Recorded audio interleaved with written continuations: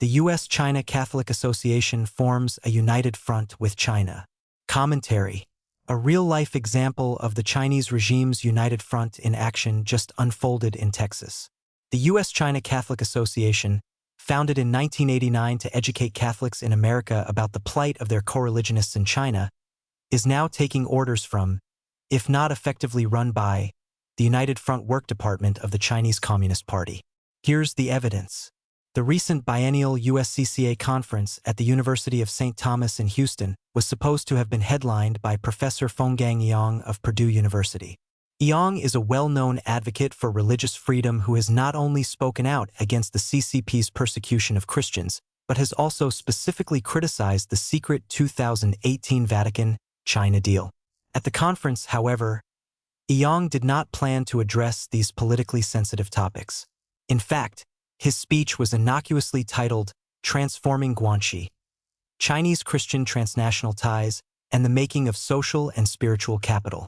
It fit well into the overall theme of the conference, which was titled Following the Way of Christ: Nourishing Trust and Friendship.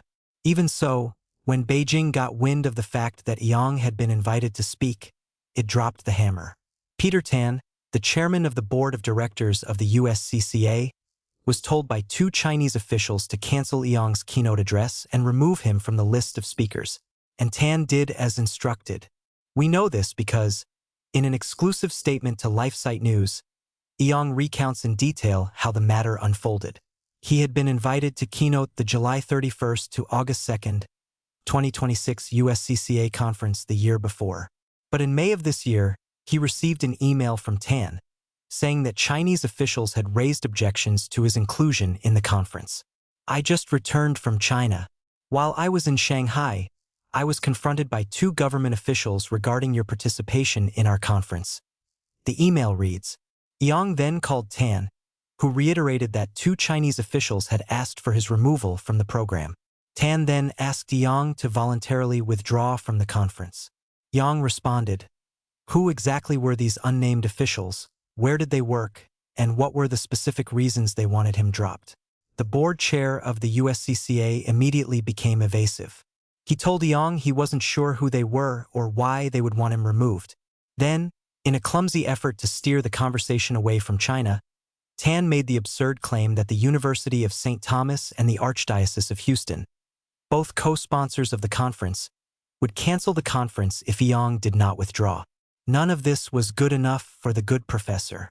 He told Tan that he intended to attend the conference and give his planned speech, unless the USCCA's board of directors formally disinvited him. 2 weeks later, Yang found that his name had been removed from the conference program. When he contacted several USCCA board members to ask why, no one had any answers. An official letter of disinvitation eventually arrived, but it, too, gave no reason for his cancellation. At the same time, it asked him to keep this letter and the details of this situation strictly confidential. This Yang has refused to do. He questions why Chinese officials apparently have the authority to require a U.S. organization to remove a speaker from its conference program for unspecified reasons. He reasonably asks, who is Peter Tan? Why does he take Chinese officials' instruction to silence me for an academic presentation at a religious association's conference? Yang rightly calls this transnational repression. This is true on its face, but is it more? Is the USCCA still a U.S. organization, or has it been compromised by the CCP's United Front Works Department?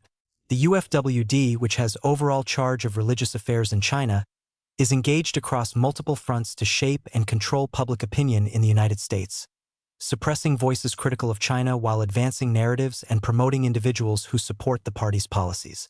If you wanted to control the narrative about the persecution of Christians in China, having friends, not to say agents, at the U.S.-China Catholic Association would be a good place to start.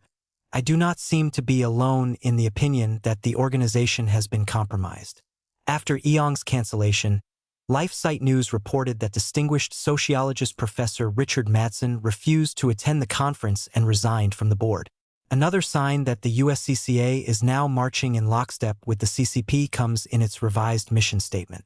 Originally set up to educate Americans about the plight of their suffering co-religionists in China, The organization now states that its purpose is to build fraternal ties between the Catholic communities on both sides of the Pacific. Under Tan's leadership, the USCCA has been silencing individuals who have spoken out about the underground Catholic Church, while at the same time promoting voices who support the CCP's policy of sinicization. At least one USCCA board member has been removed for expressing sympathy for Cardinal Joseph Zen, persecuted Chinese Catholic businessman Jimmy Lai, and the underground church. The ejected board member was also skeptical of the CCP's goal of sinicization, as most Chinese Catholics are as well. They understand, as most Americans do not, that the CCP's policy of sinicization is not really about Chinese culture.